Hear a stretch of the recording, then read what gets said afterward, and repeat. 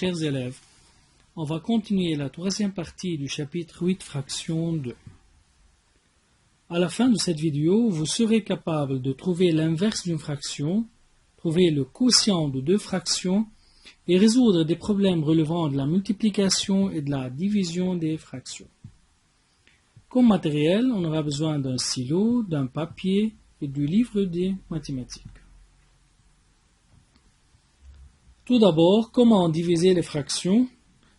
Pour cela, on va commencer avec une activité pour savoir d'abord que veut dire des fractions inverses. Trouvez le produit 3 sur 4 fois 4 sur 3, 5 sur 7 fois 7 sur 5 et 1 sur 2 fois 2. Et enfin 10 fois 1 sur 10. Je vous donne une petite pause pour réfléchir et donner les réponses. Voilà, les réponses sont simples. 3 fois 4 c'est 12, sur 4 fois 3 12, donc 12 sur 12 ça fait 1. 5 fois 7 35, 7 fois 5 35, encore 35 sur 35 ça fait 1. 1 fois 1 sur 2 fois 2, vous connaissez que 2, c'est-à-dire c'est 2 sur 1. Donc 1 fois 2 ça fait 2, et 2 fois 1 ça fait 2. Donc ou bien on peut multiplier 1 fois 2 sur 2, ça fait 1 fois 1, ça fait 1. 10 fois 1 sur 10, ça fait 10 sur 10 fois 1, qui est égal à 1 fois 1, qui n'est autre que 1. Voilà, comme définition, deux fractions sont d'inverses si leur produit est égal à 1. C'est-à-dire 3 sur 4 fois 4 sur 3 est égal à 1. Ça veut dire que 3 sur 4 et 4 sur 3 sont deux fractions inverses. De même, 5 sur 7 est l'inverse de 7 sur 5. 1 sur 2 est l'inverse de 2, et 10 et 1 sur 10 sont deux fractions inverses. Pour trouver l'inverse d'une fraction, il suffit d'échanger le numérateur et le dénominateur. Donc l'inverse de A sur B n'est autre que B sur A. Donc le numérateur devient dénominateur et le dénominateur devient numérateur.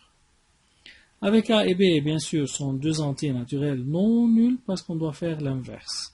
Exemple, comme on a vu, 3 sur 4 fois 4 sur 3 est égal à 1. Donc 3 sur 4 et 4 sur 3 sont inverses. De même, 5 sur 7 et 7 sur 5 sont deux fractions inverses. Application, écrire l'inverse de chacune des fractions suivantes. Je vous donne un peu de temps, réfléchir et donner l'inverse. Bon, la solution, c'est facile. L'inverse de 3 sur 5, c'est 5 sur 3. L'inverse de 1 sur 20, c'est 20 sur 1, c'est-à-dire c'est 20. 9, qui n'est autre que 9 sur 1, son inverse est 1 sur 9. Comme tâche, vous allez réviser la page 108, fraction inverse du livre. Et comme devoir, vous allez faire l'exercice 12 A et C de la page 112 du livre. Et en plus, l'exercice 13, les parties A, F et H de la page 113 du livre. Maintenant, comment diviser en utilisant les inverses? Une activité.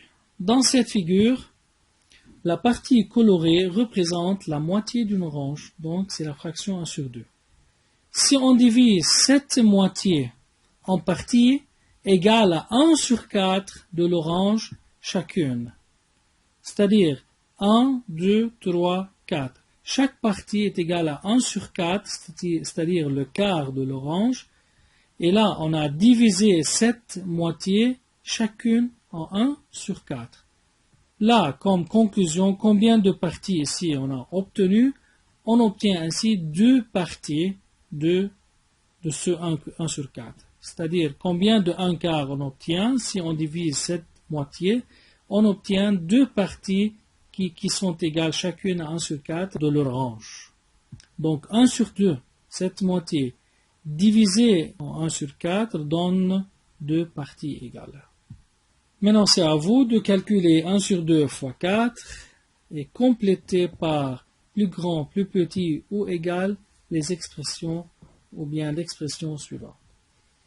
Prenez un peu de temps, réfléchissez, arrêtez la vidéo, puis donnez la réponse. Bon, la réponse est simple. 1 sur 2 fois 4, c'est 4 sur 2 fois 1, c'est-à-dire c'est 2. Et pour compléter par plus grand, plus petit ou égal, on a vu que 1 sur 2 divisé par 1 sur 4 est égal à 2, tandis que 1 sur 2 fois 4 est égal à 2. Donc, ils sont égales. Comme définition, pour diviser par une fraction, il faut multiplier l'inverse de cette fraction, c'est-à-dire a sur b divisé par c sur d. On garde la première fraction a sur b, et au lieu de diviser, on multiplie par l'inverse de la deuxième fraction. Et puis, on applique la règle de multiplication qui n'est autre que a fois d sur b fois c, qui n'est autre que numérateur par numérateur et dénominateur par dénominateur. Bien sûr, a, b, c et d sont des entiers naturels, tels que b, c et d sont différents de 0, comme ils figurent au dénominateur. Donc, bref, diviser par une fraction signifie combien de fois le nombre contient cette fraction. C'est-à-dire, diviser 1/2, la moitié, par une fraction 1 sur 4, c'est combien de 1 sur 4 se trouve dans cette moitié.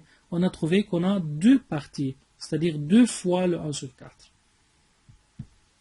Comme exemple, effectuer 1 sur 2 divisé par 1 sur 4, si on applique la règle, c'est 1 sur 2, on garde la même fraction, la première, on multiplie après par l'inverse de 1 sur 4, qui n'est autre que 4 sur 1.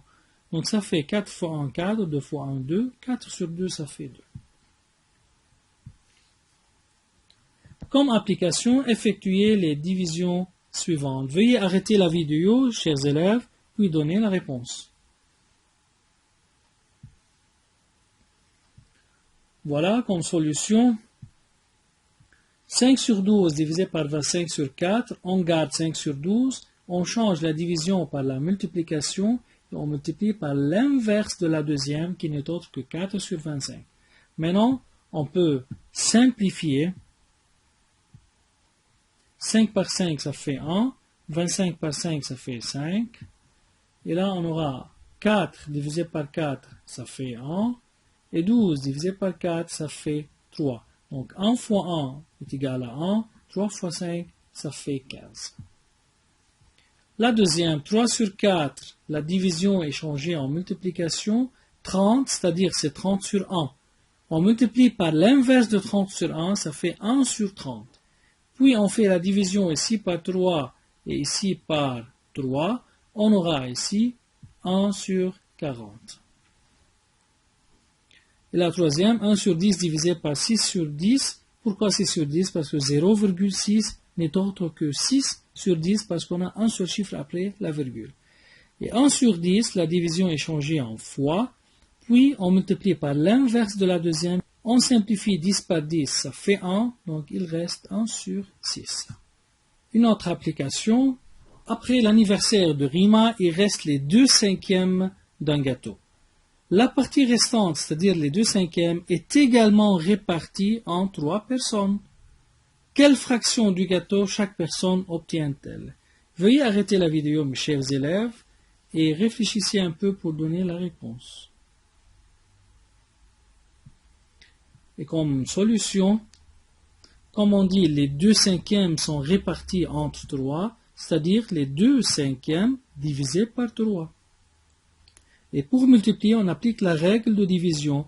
2 sur 5 reste la même. Au lieu de la division, on multiplie par l'inverse de 3 qui n'est autre que 1 sur 3.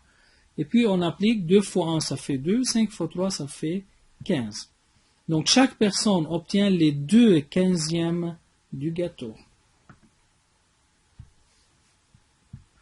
Comme tâche à la maison, vous révisez les pages 108 et 109 du livre.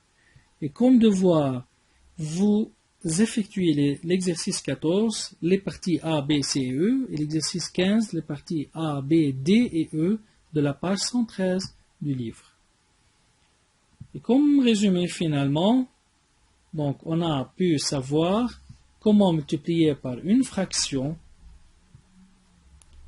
et on a su quelles sont les propriétés de la multiplication des fractions qui ne sont que la commutativité, l'associativité, l'élément neutre et la distributivité. Et après, on a pu définir quelles sont les fractions inverses, puis diviser les fractions.